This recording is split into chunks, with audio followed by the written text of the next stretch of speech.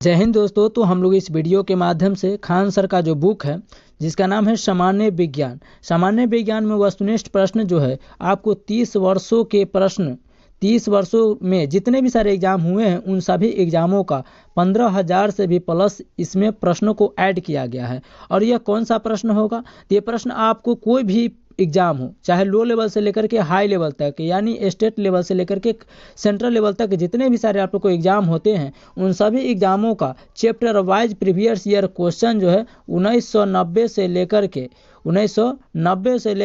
2021 तक के जितने भी सारे चैप्टर वाइज उन सभी प्रश्नों को इसमें इंक्लूड किए गए हैं। हम लोग जीव विज्ञान कर रहे हैं, भौतिक का हम लोग कुछ चैप्टर कर चुके हैं 3 नंबर चैप्टर तक। तो हम लोग जीव विज्ञान स्टार्ट किए हैं जिसमें से हम लोग चैप्टर नंबर 3 कर रहे हैं जिसका नाम है कोशिका सिद्धांत या संरचना या कार्य। ठीक है, तो हम लोग देखने वाले हैं कि cell theory, structures and function का चैप्टर वाइज ऑब्जेक्टिव क्वेश्चन जिसमें आपको सभी एग्जाम में पूछे गए प्रश्न होंगे। तो आइए हम शुरू करते हैं। और आप लोग यहाँ पर देख पा रहे हैं कि railway, SSC, CAT, UPSC, CDS, NDA, air force, state, PCS and state exam से लेकर के जितने भी सारे अदर कॉम्पिटिटिव एग्जाम हैं उन सभी के लिए काफ़ी हेल्पफुल है। तो आइए हम शुरू करते हैं। यहाँ पर देख पा रहे हैं चैप्टर नंबर 3 होगा, आप लोग को यहाँ पर दिख रहा होगा। ठीक है, तो चलिए हम शुरू करते हैं।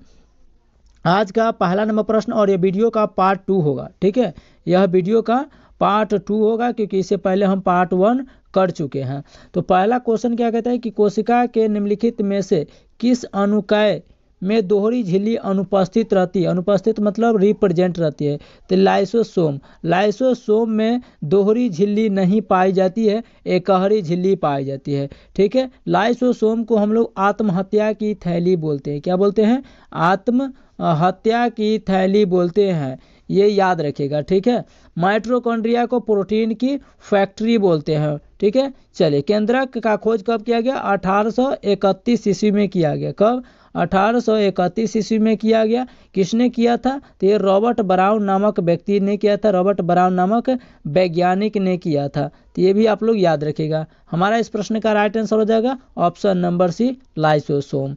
नेक्स्ट क्वेश्चन है, खाद्य पदार्थों में अधिक मात्रा में नमक और चीनी डालकर उन्हें लंबे समय तक परीक्षित किया जा सकता है। ऐसा इसीलिए क्योंकि अधिक नमक और चीनी के कारण सूक्ष्म जीव कोशिकाएं फट जाती है, इसीलिए किया जाता है। या अगला ऑप्शन को देख लेते हैं, या सूक्ष्म जीवों की कोशिकाओं का द्रव्य संकुचन करते हैं इसलिए। तो इसका राइट आंसर हो जाएगा ऑप्शन नंबर डी, ये सूक्ष्म जीवों कोशिकाओं का द्रव्य संकुचन का मतलब होता है सिकुड़ता है, इसलिए ऐसा किया जाता है। अगला क्वेश्चन है, सूक्ष्म जीव का मतलब होता है छोटे छोटे जीवाणु, bacteria. Question number 3, mitochondria, ATP, ribosome, यानी कहने का मतलब है कि माइटोकॉन्ड्रिया का संबंध जिस तरीके से एटीपी से है उसी तरह राइबोसोम का संबंध किससे है? तो इसका सही उत्तर हो जाएगा प्रोटीन से। किसे? प्रोटीन, क्योंकि राइबोसोम की जैसे फैक्ट्री यानी प्रोटीन की फैक्ट्री या प्रोटीन का निर्माण कौन करता है? राइबोसोम करता है। तो ऑप्शन नंबर सी इसका राइट आंसर होगा। वसा का पाचन कौन करता है? तो लाइसोजाइम करता है। कौन सा? लाइपेस एंजाइम करता है, लाइपेस एंजाइम करता है। याद रखने के लिए आसान तरीका है, जो छोटे बच्चे होते हैं वो माँ को बड़ी हैरान करता है, तो हैरान करता है, परेशान करता है, तो उसमें माँ क्या करती है कि गेहूं का जो रोटी होता है उसमें या तो सरसों का तेल और नमक या नहीं तो घी होता है तो घी लपेस करके दे देती है मोड़ करके, ताकि खाते रहे बच्चा। तो लपेस कर देती है घी या नमक और सरसों का तेल, तो लपेस कर मोड़ कर दे देती है, यानी कि लॉ से लाइपेस, क्योंकि तेल और घी जो है क्या है? तो वसा है, और वसा का पाचन कौन करता है? लाइपेस एंजाइम करता है। ठीक है, चलिए तो इसका राइट आंसर हो जाएगा प्रोटीन। माइटोकॉन्ड्रिया जिस तरह संबंधित है एटीपी से, उसी तरह प्रोटीन संबंधित है राइबोसोम से।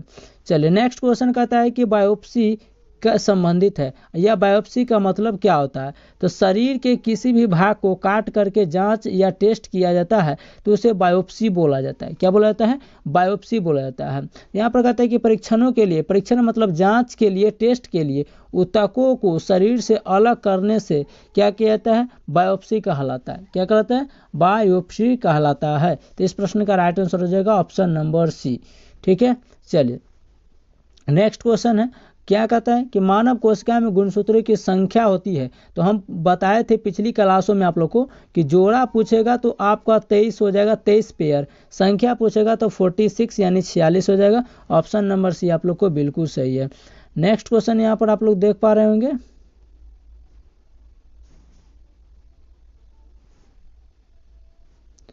चलिए अगला नंबर क्वेश्चन यहाँ पर देख पा रहे होंगे कि आरएनए का मुख्य कार्य क्या होता है। आरएनए का फुल फॉर्म क्या होता है? राइबोज न्यूक्लिक एसिड होता है, राइबोज न्यूक्लिक एसिड। और इसका कार्य क्या होता है? सिंपल है। तो हम लोग जानते हैं कि आरएनए का जो कार्य होता है क्या होता है? तो प्रोटीन संश्लेषण में सहायता करना, प्रोटीन को बनाने में सहायता करना। तो ऑप्शन नंबर कौन हो जाएगा? तो सी इसका राइट आंसर हो जाएगा। क्या हो जाएगा? ऑप्शन नंबर सी हो जाएगा। ठीक है, चलिए अगला प्रश्न की ओर चलते हैं हम लोग। चलिए नेक्स्ट प्रश्न की ओर चलते हैं। अगला प्रश्न क्या कहता है? अगला क्वेश्चन है कि कोशिका प्रक्रियात्मक यानी कि फंक्शनल और क्रियाओं का नियंत्रण कौन करता है? तो इसका सही उत्तर क्या होगा कि कोशिकाओं का प्रक्रियात्मक या क्रियाओं का नियंत्रण यानी कंट्रोल करने का कार्य कौन करता है? तो इसका सही उत्तर हो जाएगा केंद्रक करता है, यानी कि न्यूक्लियस करता है। और केंद्रिका द्रव किसे कहा जाता है? तो केंद्रक में पाए जाने वाले द्रव को केंद्रिका द्रव, और जो है सो कोशिका में पाए जाने वाले द्रव को कोशिका द्रव कहा जाता है।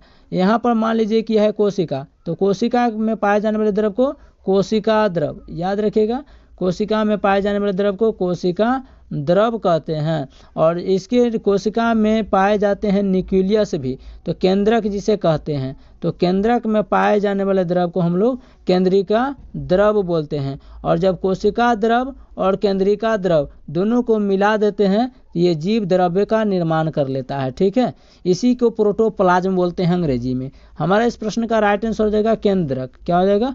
केंद्रक।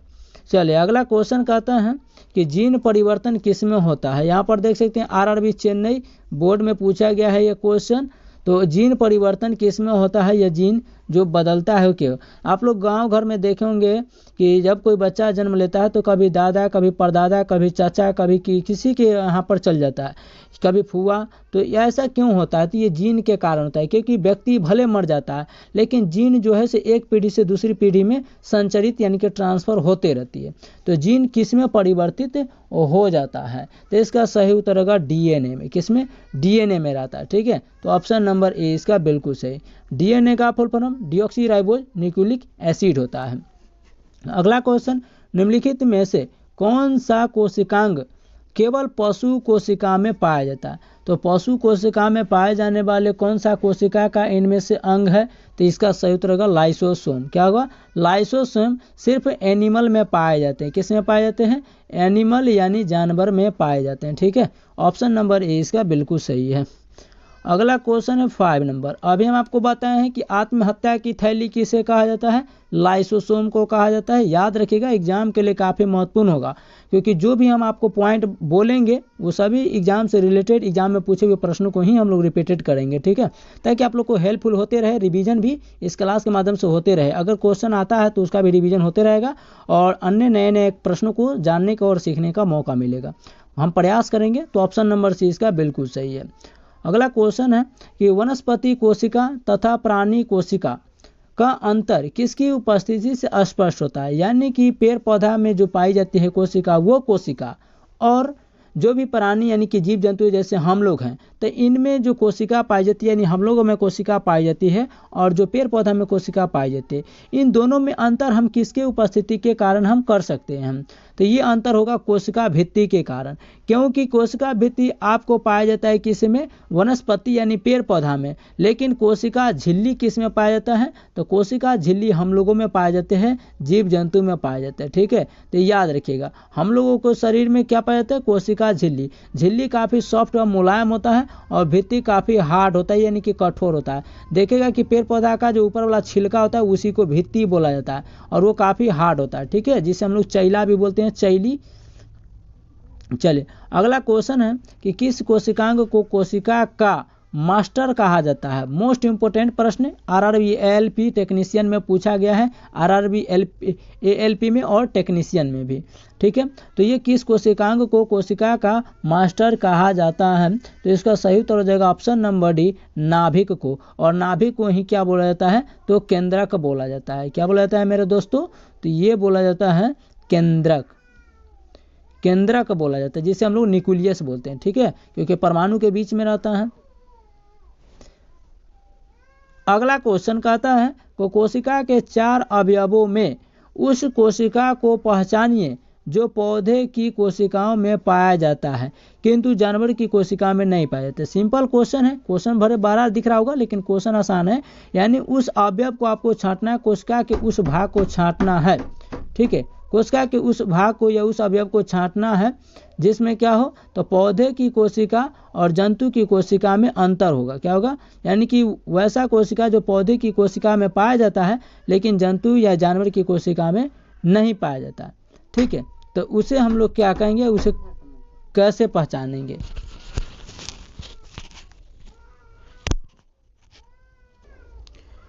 तो हम लोग देख रहे थे कि यहाँ पर क्वेश्चन को छांटना है कि ऐसी कौन सी कोशिका का प्रकार है जो पौधे की कोशिका में तो पाया जाता है लेकिन जानवरों की कोशिका में नहीं पाया जाता है। तो चलिए हम लोग इसको छांटते हैं। तो यहाँ पर हम लोग देख पा रहे होंगे कि ये जो है कोशिका द्रव्य पेड़ पौधों में क्या है? पाया जाता है। यहाँ पर कहता है कि नहीं पाया जाता है, यानी पेड़ पौधा में कोशिका पेड़ पौधा में पाया जाता है लेकिन जानवरों में नहीं पाया जाता है। ठीक है, तो इसको हम लोग देखते हैं। तो देखिए कि कोशिका द्रव्य पाया जाता है, इसमें भी कोशिका का लाभ उसमें भी पाया जाता है, नाभिक भी पाया जाता है, लेकिन लवक जानवरों में नहीं पाया जाता। तो ऑप्शन नंबर डी इसका बिल्कुल सही उत्तर हो जाएगा। नेक्स्ट क्वेश्चन है कि एक पशु के शरीर की सबसे बड़ी कोशिका इनमें से कौन है? तो एक पशु की शरीर की सबसे बड़ी कोशिका इनमें से कौन है?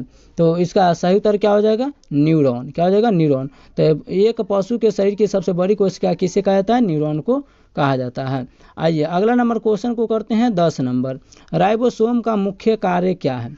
राइबोसोम का मुख्य कार्य इनमें से क्या है? तो ये हो जाएगा प्रोटीन संश्लेषण, यानी प्रोटीन का बनाना। राइबोसोम का क्या कार्य होता है? तो प्रोटीन का बनाना या प्रोटीन का संश्लेषण होता है। नेक्स्ट क्वेश्चन है कि निम्नलिखित में से अर्धसूत्रण के लिए कौन सा कथन सत्य नहीं है? तो अर्धसूत्री विभाजन के लिए इनमें से कौन सा सत्य नहीं है? तो इसका सही उत्तर क्या हो जाएगा? तो इसका राइट आंसर हो जाएगा ऑप्शन नंबर सी, अर्धसूत्रण के दौरान जनक कोषों के जीन परिणामी कोषों में मिश्रित हो जाते हैं। तो ऑप्शन नंबर सी इसका बिल्कुल सही उत्तर हो जाएगा। नेक्स्ट क्वेश्चन है कि एक कोशिका साइटोप्लाज्म जिस झिल्ली से जुड़ी रहती है, एक कोशिका साइटोप्लाज्म जिस झिल्ली से जुड़ी रहती है वह क्या कहलाती है? तो उसे हम लोग क्या बोलते हैं? तो उसे हम लोग प्लाज्मा झिल्ली बोलते हैं। तो एक कोशिका साइटोप्लाज्म जिस झिल्ली से जुड़ी रहती है उसे हम लोग प्लाज्मा झिल्ली कहते हैं। क्या कहते हैं? प्लाज्मा झिल्ली कहते हैं। नेक्स्ट क्वेश्चन है निम्नलिखित में से किस कोशिकांग को कोशिका का प्रोटीन कारखाना कहते हैं? तो प्रोटीन का बनाने का कार्य किसका होता है? तो ये राइबोसोम का, क्योंकि राइबोसोम प्रोटीन का संश्लेषण करता है और संश्लेषण का मतलब ही होता है प्रोटीन का बनाना। ठीक है, अगला क्वेश्चन है निम्नलिखित में से हरगोविंद खुराना को किस आविष्कार या किस खोज के लिए सम्मानित किया गया था? तो हरगोविंद खुराना किस खोज किए थे? तो प्रोटीन संश्लेषण का खोज किए थे। किसे? प्रोटीन संश्लेषण का खोज किए थे। अगला क्वेश्चन 15 नंबर है कि जीवन की मूलभूत इकाई है। जीवन की मूलभूत इकाई क्या है? तो कोशिका। कोशिका जो है जीवन की मूलभूत इकाई है। यहाँ पर हम लोग ये देखेंगे कि कोशिका का खोज कब किया गया था? तो कोशिका का सर्वप्रथम खोज किया गया था 1665 ईस्वी में। कब? 1665 ईस्वी में किया गया था।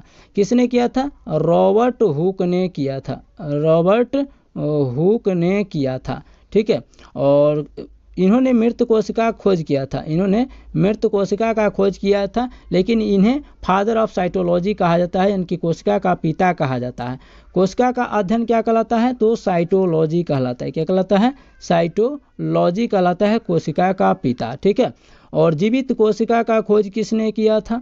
जीवित कोशिका का खोज किसने किया था? तो एंटोनी वॉन लीवेनहॉक। किसने किया था? एंटोनी वॉन लीवेनहॉक ने किया था। किसने किया था? एंटोनी वॉन लीवेनहॉक ने किया था। कब किया था? 1774 ईस्वी में किया था। कब? 1774 ईस्वी। तो ऑप्शन नंबर ए इसका बिल्कुल सही उत्तर होगा। नेक्स्ट क्वेश्चन है, सजीवों की क्या पहचान है? सजीवों की क्या पहचान है? तो श्वसन, जो सजीव प्राणी होंगे, सजीव का मतलब होता है जो जीवित प्राणी होगा, ठीक है। तो सजीव का पहचान है कि वह श्वसन यानी कि सांस लेगा छोड़ेगा, प्रजनन यानी कि अपनी संतति उत्पन्न करेगा, उसमें रक्त परिसंचरण होगा, ठीक है, और इनमें से सभी। तो ऑप्शन नंबर डी इसका बिल्कुल सही है।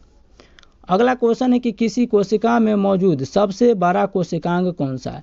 किसी कोशिका में मौजूद सबसे बड़ा कोशिकांग इनमें से कौन सा है?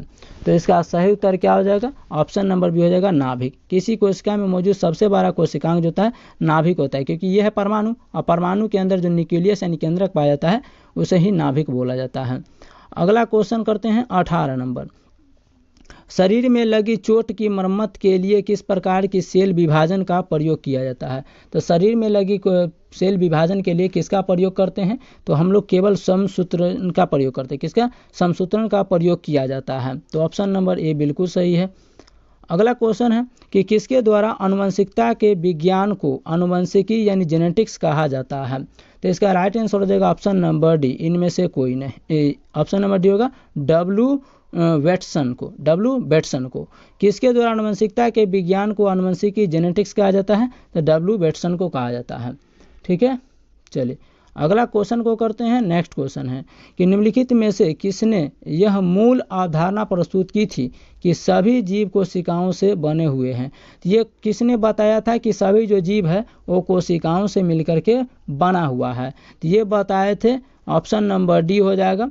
क्या हो जाएगा? ऑप्शन नंबर डी, 2 और 4 यानी एम.जे. स्लाइडेन और टी स्वान ने बताया था। एम.जे. स्लाइडेन, अब अधिकतर आप लोग नाम सुने होंगे स्लाइडेन एवं स्वान है, तो ऐसे भी रखेगा, आपका आंसर सही हो जाएगा।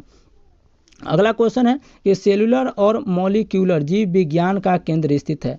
सेलुलर और मॉलिक्यूलर जीव विज्ञान का केंद्र स्थित है, तो इसका सही उत्तर क्या हो जाएगा? हैदराबाद में। कहाँ है? तो सेलुलर और मॉलिक्यूलर जीव विज्ञान का केंद्र सेंटर कहाँ स्थित है? हैदराबाद में। चलिए नेक्स्ट क्वेश्चन है 22 नंबर। प्रोटीन के निर्माण में आधारभूत इकाई होते हैं। प्रोटीन के निर्माण में आधारभूत इकाई इनमें से कौन होते हैं? तो ऑप्शन नंबर ए हो जाएगा, अमीनो अम्ल होते हैं। कौन होते हैं? अमीनो अम्ल होते हैं। नेक्स्ट क्वेश्चन है, निम्नलिखित में से कौन सा एक कोशिका में अधिक मात्रा में होने वाला अणु है? निम्नलिखित में से कौन सा एक कोशिका में अधिक मात्रा में होने वाला अणु है? तो इसका सही उत्तर क्या होगा 23 का? तो ऑप्शन नंबर हो जाएगा जल। क्या होगा? कोशिका में अधिक मात्रा में क्या पाया जाता है? जल यानी वाटर पाया जाता है। आप लोग को कमेंट्स में बताना है कि किसी भी व्यक्ति के प्राणी में कितना % पानी पाया जाता है, ठीक है। नेक्स्ट है कि पौधों में पाया जाने वाला नीला, बैंगनी या लाल फ्लेवोनाइड वर्णक किसकी उपस्थिति के कारण होता है? तो ये पेड़ पौधों में पाए जाने वाला नीला, बैंगनी, लाल फ्लेवोनाइड जो वर्णक है वो किसके कारण उपस्थित होता है? तो इसका सही उत्तर क्या हो जाएगा? ऑप्शन नंबर बी होगा, एंथ्रोसाइनिन। क्या हो जाएगा? Anthocyanin, option number B. Next question है, प्रोटीन बनाने के लिए अमीनो अम्ल आवश्यक होते हैं। प्रोटीन बनाने के लिए अमीनो आवश्यक होते हैं 20 अमीनो अम्ल को आवश्यकता पड़ती है प्रोटीन को बनाने में, और 38 ATP मिलकर के 38 ग्लूकोज मिलकर के 1 ATP का निर्माण करते हैं। ये भी आप लोग याद रखेगा। ऑप्शन नंबर सी इसका बिल्कुल सही है।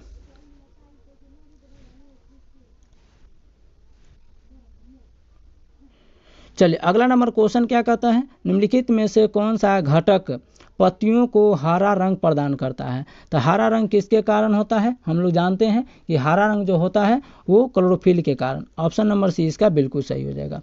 नेक्स्ट क्वेश्चन है, निम्न को सुमेलित करे। निम्न को सुमेलित करे, तो यहाँ पर देख लेते हैं कि निम्न को सुमेलित करना था। एक का सी हो जाएगा, लाइसोसोम को आत्महत्या की थैली कहते हैं, ठीक है, और माइटोकॉन्ड्रिया को पावर हाउस बोला जाता है, DNA को गुणसूत्र बोला जाता है, ठीक है। तो यहाँ पर एक का सी हो जाएगा, तो एक का सी हो जाएगा, 2 का बी हो जाएगा, 2 का बी हो जाएगा, ठीक है, 3 का ए हो जाएगा। ये सही है, ऑप्शन नंबर बी वाला, ठीक है।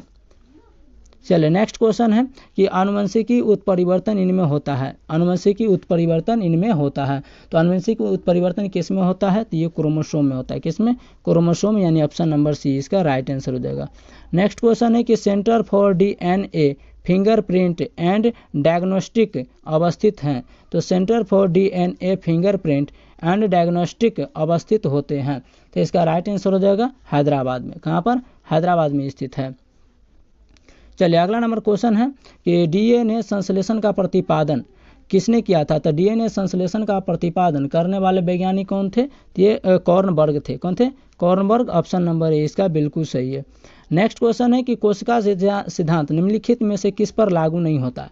कोशिका सिद्धांत निम्नलिखित में से किस पर लागू होता है? नहीं, तो विषाणु पर। किस पर? विषाणु। ऑप्शन नंबर डी इसका बिल्कुल सही है। नेक्स्ट क्वेश्चन है कि एमिनो अम्ल मिलते हैं, एमिनो अम्ल मिलते हैं, तो ये मिलते हैं प्रोटीन में। तो एमिनो अम्ल किस में मिलते हैं? प्रोटीन में। ऑप्शन नंबर डी इसका बिल्कुल सही है। नेक्स्ट क्वेश्चन है कि सूत्री विभाजन के चरण का नाम बताइए जिसके दौरान विभाजित सेल के गुणसूत्र मध्य रेखा पर स्थित होते हैं। तो सूत्री विभाजन के चरण का नाम बताइए जिसके द्वारा विभाजित सेल गुणसूत्र के मध्य यानी कि बीच में स्थित होते हैं। तो ये किसके कारण बीच में स्थित होते हैं? ये मेटाफेज। तो इसका सही उत्तर हो जाएगा ऑप्शन नंबर सी। अगला क्वेश्चन है कि निम्नलिखित में से कौन सा कोशिका अंग पादप कोशिका में पाया जाता है किंतु पशु कोशिका में नहीं?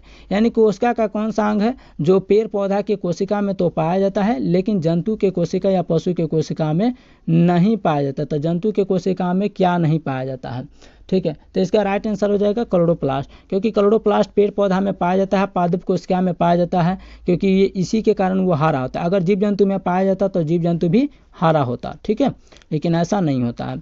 अगला क्वेश्चन है निम्नलिखित में से कौन सा शरीर के ऊतकों की वृद्धि विकास व सुधार के लिए महत्वपूर्ण है? तो शरीर के वृद्धि और विकास के लिए महत्वपूर्ण इनमें से क्या है? तो इसका राइट आंसर हो जाएगा प्रोटीन, क्योंकि प्रोटीन जो होता है किसी भी बच्चा को 18 साल से पहले उसका प्रोटीन अच्छा तरह से मिलता रहे तो उसका ग्रो अच्छा खासा हो जाता है। अगला क्वेश्चन है कि पौधों में कोशिका भित्ति का निर्माण करने वाला जटिल कार्बोहाइड्रेट को क्या कहते हैं? तो पौधों में कोशिका भित्ति का निर्माण करने वाले को हम लोग क्या बोलते हैं? तो उसे हम लोग बोलते हैं सेलुलोज। क्या बोलते हैं? सेलुलोज बोलते हैं। ऑप्शन नंबर बी इसका बिल्कुल सही है। अगला क्वेश्चन है कि जंतु कोशिका पादप कोशिका से भिन्न होती है। जंतु कोशिका पादप कोशिका से भिन्न होती है क्योंकि उसमें क्या पाए जाते हैं? तो जंतु कोशिका और पादप कोशिका में अंतर क्या है जो एक दूसरे से भिन्न दिखती है? तो इसका राइट आंसर होगा तारक केंद्रक के कारण। किसके कारण? तो वो हो जाएगा 1 2 3 1 2 3। अब यहाँ पर देख लेते हैं कि कोशिका भित्ति नहीं पाई जाती। बिल्कुल, जंतु हम लोगों में कोशिका भित्ति नहीं पाई जाती है। अगर कोशिका भित्ति पाई जाती तो हम लोग का भी ऊपर का जो त्वचा होता हार्ड होता, लेकिन ऐसा नहीं होता है। तो कोशिका भित्ति नहीं पाई जाती, बिल्कुल सही। हरित लवक नहीं होते, नहीं तो हम लोग भी हरा होते। तारा केंद्रक होते हैं, ये बिल्कुल सही है। तो 1 2 3 यानी ऑप्शन नंबर सी इसका राइट आंसर हो जाएगा। ठीक है, चलिए तो इतना ही रहने देते हैं। नेक्स्ट क्वेश्चन करेंगे नेक्स्ट वीडियो में, ताकि वीडियो ज़्यादा लंबा ना हो। तब तक के लिए थैंक यू, जय हिंद।